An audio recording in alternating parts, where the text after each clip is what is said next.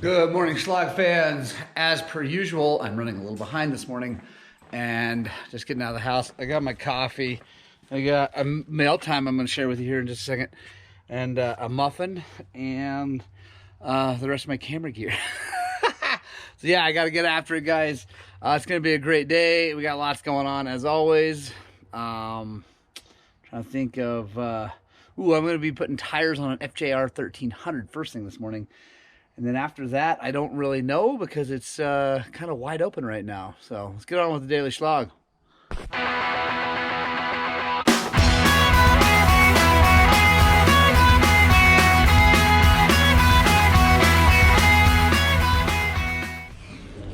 All right, guys, we're after it right now. We got the FJR 1300 on the lift. I actually just changed tires on a 690 KTM first. Oh, but now we're changing tires on the FJ and get this thing out of the way so we can get on to bigger and better things. Obviously, not bigger, because this is about as big as we got in the shop right now. Zach is finishing up the YZ85. We got the cylinder back from Millennium. Super stoked about that. It's actually making him less angry since it showed up, so that's good. Although there was some anger about the ridiculous bearings in the linkage on the Honda CRF. If you guys didn't see the pictures of that on Facebook, make sure you follow us on Facebook, because there's some like crazy pictures of that. Even like I said, the little needles, individual needles, were in multiple pieces coming out, so that's pretty awesome. But he got it fixed, and now, like I said, he's putting the YZ together, so we'll see that thing run today.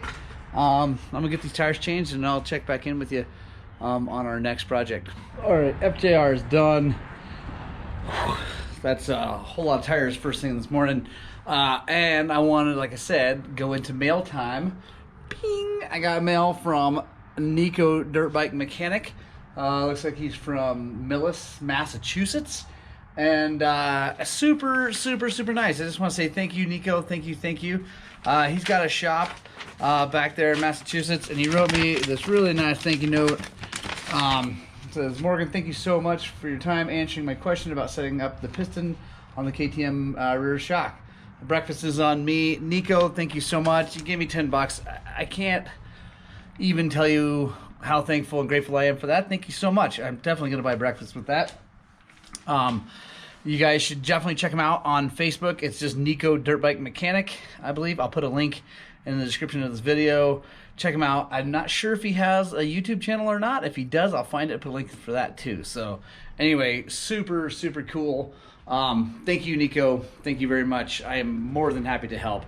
If you guys need questions answered, whatever, you can always email me, morgan@highland-cycles.com. That's the best way probably to get a hold of me and make sure I see it. You can also send a message on Facebook. It's facebook.com/Highland Cycles. If you don't already like that page, please do. We're this close to 10,000 followers on there, so that's pretty awesome. Yeah, it's time to get to work. We got a lot of work to do. I got to figure out what's next. I'm gonna go check on the computer, see what the best use of my time is. It might be the motor in a YZ85. All right, guys. So it's not the YZ85 motor yet. First, it is the Honda Ascot. Which is cool because there's not a lot of these floating around. It's actually been here for a while. I'm trying to replicate a problem he's having with it not starting when it's cold, and not like cold outside, but actually just been sitting a while. And I don't really know what's going on yet, but we are going to start by checking the choke and make sure that's actually doing something, because that was a question he had. So it doesn't know if the choke's actually choking anything. So we're gonna start there. I'm not gonna film me taking this thing apart or whatever, but if I find anything real interesting, I'll check back in with you guys. But yeah, anyway, if you've never seen one of these things are pretty cool. They're 80s bikes, so they're not like, they're kind of funky, but it was basically their flat track, like street bike, it's kind of modeled after a flat track bike. It's pretty cool. All right, guys, so got the bike apart-ish a little bit. Anyway, I want to show you something, if I can get in here. So you see that fuel screw right there? See, it's got a little wing on it. that is made, so back in the day they put that on there so you could only adjust it a certain amount before it hit that carburetor. And so I think that's what we may be dealing with, is the fact that you can only richen up the fuel mixture on the idle just like a little tiny bit. And so we're gonna fix that with this, and we're gonna take that tab off of there so we can turn it as far as we need to turn it. Also, we can take it out and blow a little air through there, some brake cleaner, and try to clean that circuit out, and then we'll give it a shot.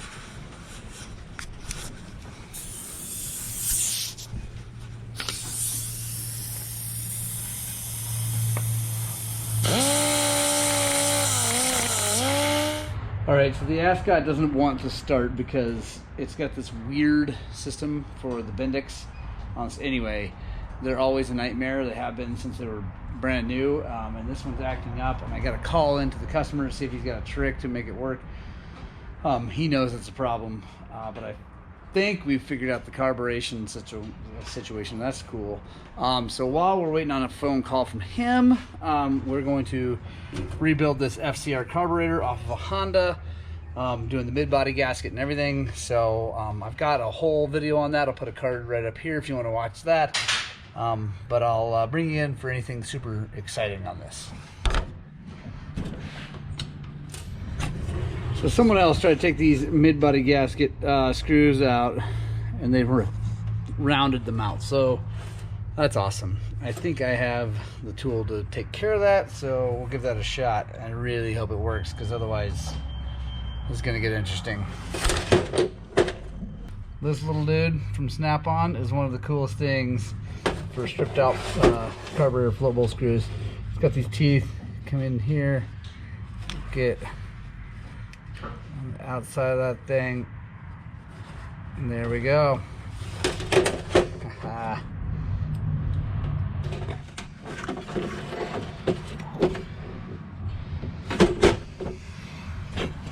So there, right there is the problem with the mid-body gas. You see how it's mushed and stuff? It'll clog up holes and all kinds of things. There's actually a piece underneath this part too that we got to get out. So yep, we'll get that replaced, put this all back together to run like a champ. All right, so the carburetor is cooking in the ultrasonic and now it is time to take the YZ85 apart. The crank is bad. We're putting a new one in it.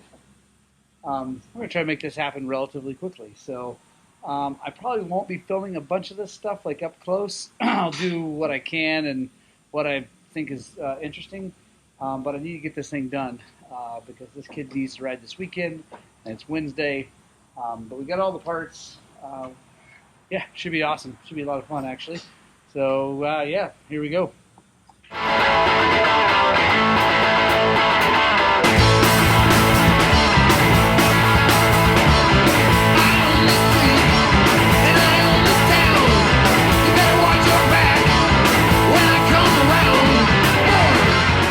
Alright guys, so we got the motor out. It's a cute little thing. I'm going to start by taking the top end off. Hopefully the cylinder looks good. Don't really know, but hopefully the cylinder looks good because it was running just fine. Just vibrating and clacking on the bottom. So take that off. Then we'll start taking cases apart and get a crank in it and get it back together. Yeah, the ultimate furlough. Yeah. For who knows how long. The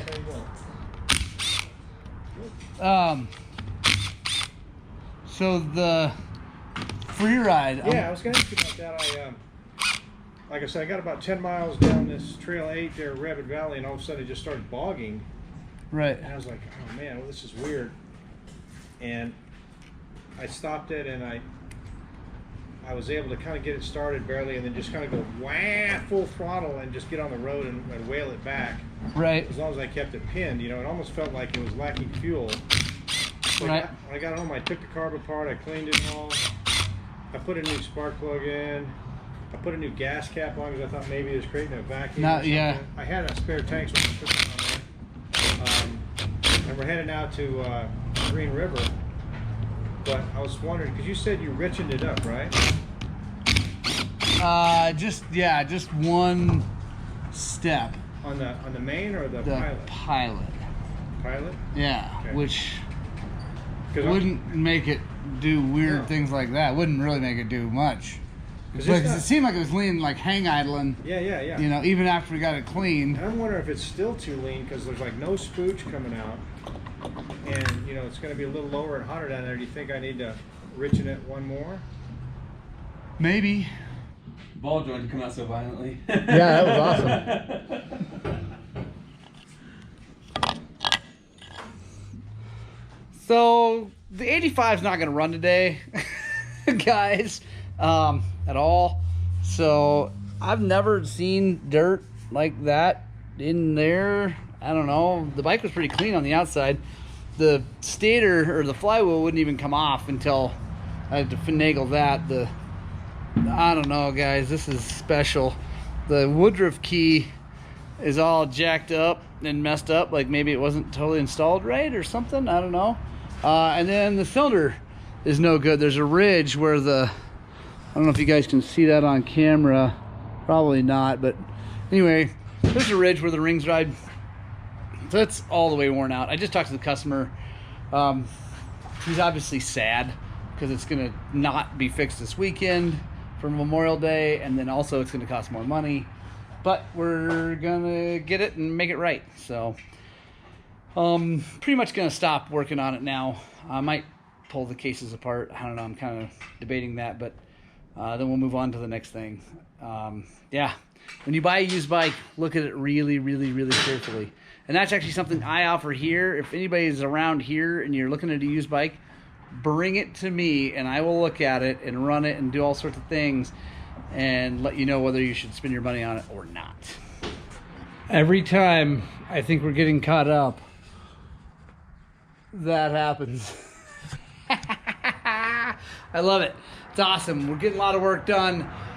Things are going great. It's so good. Thank you guys so much who are watching this, who are also customers. Thank you guys for all the support on this channel. We are growing like crazy. I so very much appreciate it. Had a guy roll in today that was telling me about how he was joined the channel back when we were at like 2,000 subscribers, back when I was trying to get my hair cut, and you know, we're way over that, like 3,600. Anyway, it's awesome, guys. Thank you so much. Also, dudes came in from the Hocking Valley Motorcycle Club and brought me t-shirts and bought maps, and they're going riding today, and they're going to go ride with us tomorrow night for Thursday Night Ride. It's going to be awesome. Thank you guys so much. I so very much appreciate the t-shirts. I traded them out a hoodie. I don't have any t-shirts right now. Like, well, I have some, but not the right size. Anyway, I love you guys. Awesome day at the shop. Saw some craziness like that little YZ85. Yeah, that's nuts. If you guys like this video, give it a thumbs up, share it with your friends, hit the subscribe button if you think we've earned it, and you guys know the drill. You got to get out, spread the gospel of two wheels, and please, please, please, please, it's my heart's desire for you to find some time to ride your dirt bikes!